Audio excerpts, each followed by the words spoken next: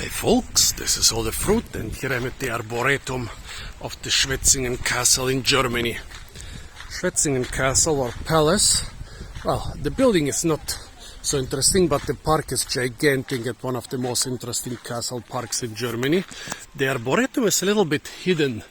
It's surrounded by walls or hedges from every side, and yeah, sometimes you can walk through the park for hours without ever finding the Arboretum. Nearby there is also an orangery where the non-hardy exotic trees and shrubs were kept in the Arboretum, which was done about over 200 years ago. We have the hardy ones. So basically it's like the Arboretum of a botanic garden. But let's see if we can find some edible stuff around here. Well, tulip tree, not edible. Magnolia, well, the flowers are edible, but not the fruits, unfortunately. Some horse chestnuts, some of those are edible, especially if you know how to soak them in water and remove the saponins. More magnolias. I mean, those princes, they sure like their beautiful magnolias. They have a huge collection here. Although, yeah, not sure if it was already such a big magnolia collection at the time when this was the castle park of a prince, because a lot of those magnolias are not very frost hardy, so maybe they were introduced only in the 20th century. Some viburnum, and a lot of them. This is not so typical for the Arboretum, a row of like 20 or 30 of the same things, because it's supposed to be a collection of a lot of different things, but I guess they did this for the optical effect.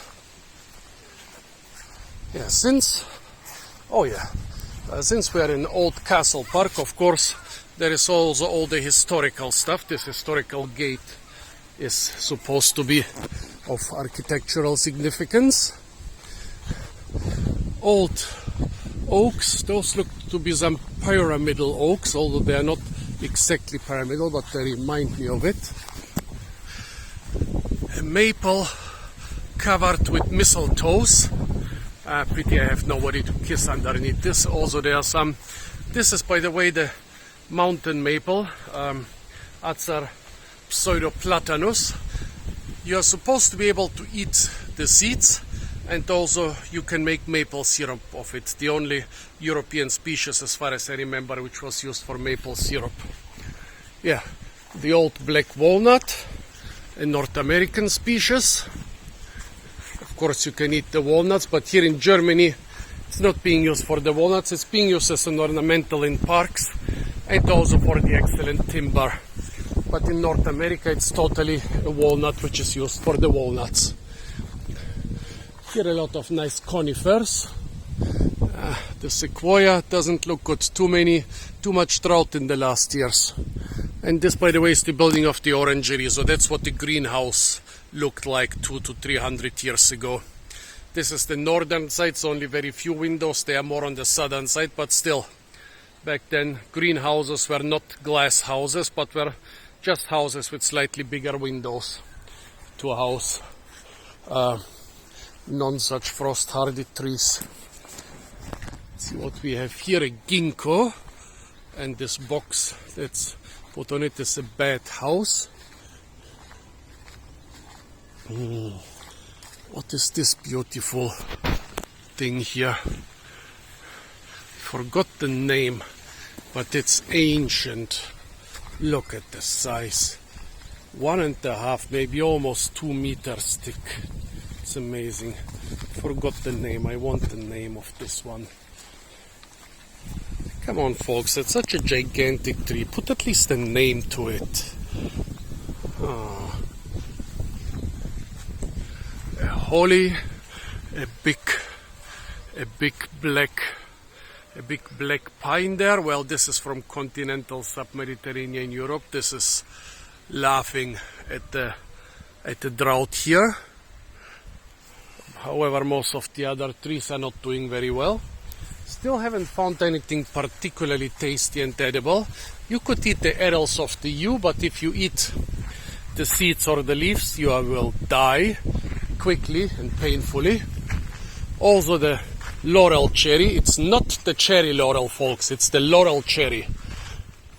Yeah.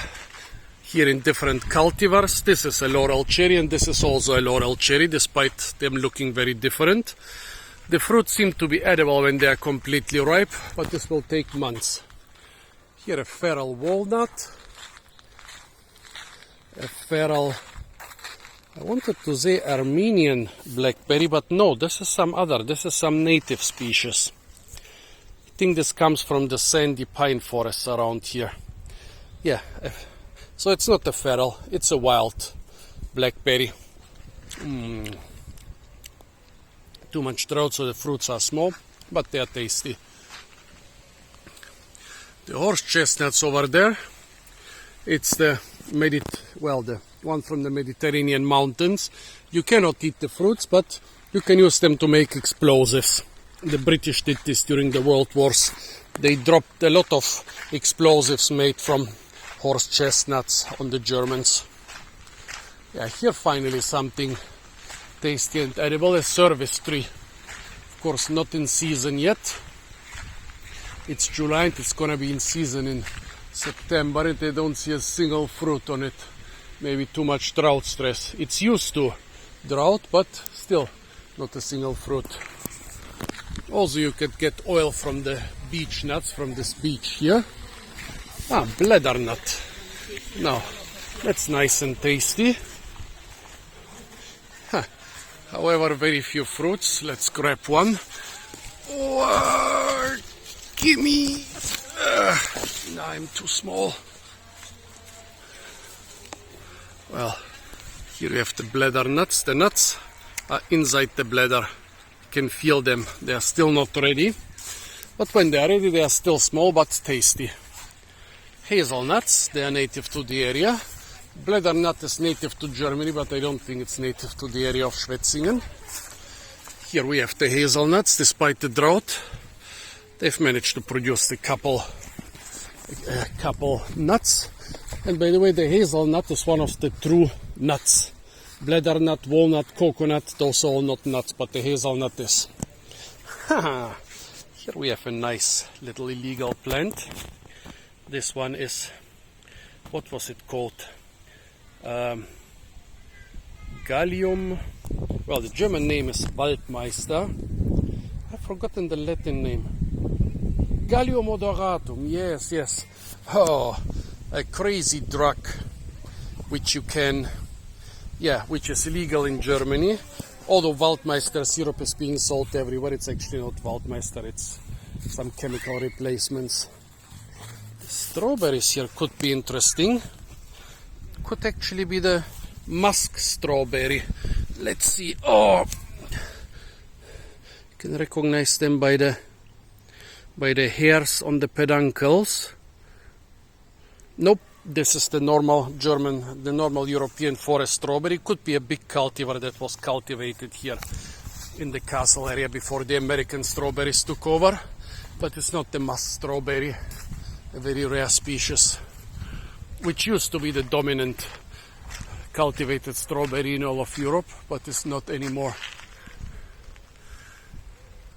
Beautiful, an old fraxinus tree.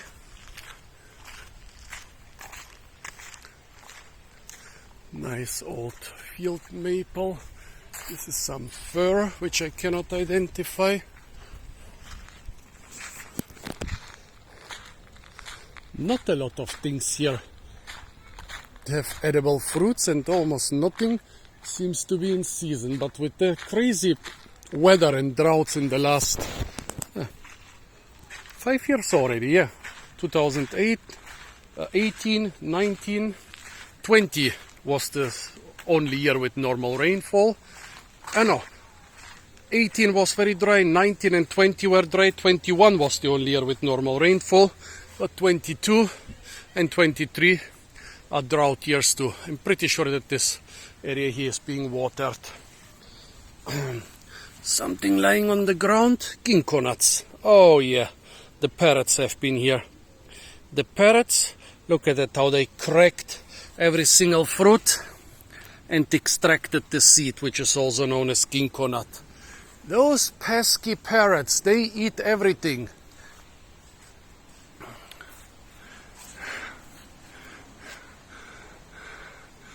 Crategos, maybe pedicellata. Pedicellata is very tasty, but this one here is being so stressed that I don't think it's gonna be good for long. And the fruits are certainly not gonna be very tasty. Here is a nice old ginkgo tree. Probably not 200 years old, but still I would say this one definitely has 100 years. In autumn, I'm sure if I was not stressed by filming, I would find more edible stuff around here. But right now, Acermon speculanum. Look at this Fraxinus, suffering heavily under the drought. Beautiful old oaks. Oh, this cherry tree has gone. It's definitely gone. Parotia, the Persian ironwood. Don't think it has edible uses, but it must have a lot of technological uses. And this is a nice old one.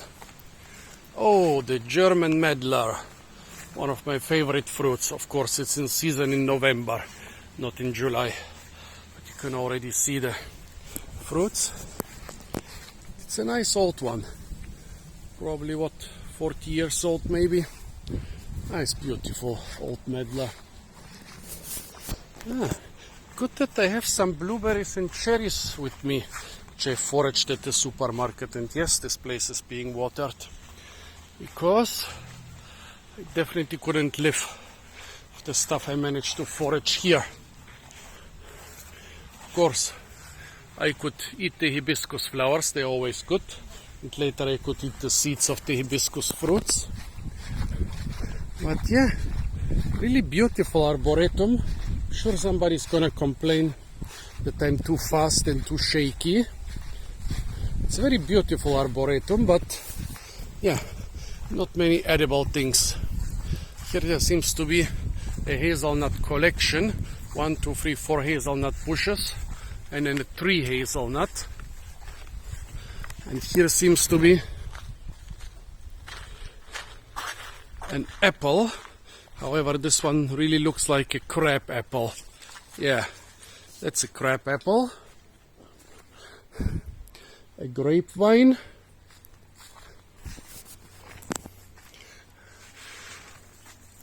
Yep, definitely crab apples. Big ones, but still.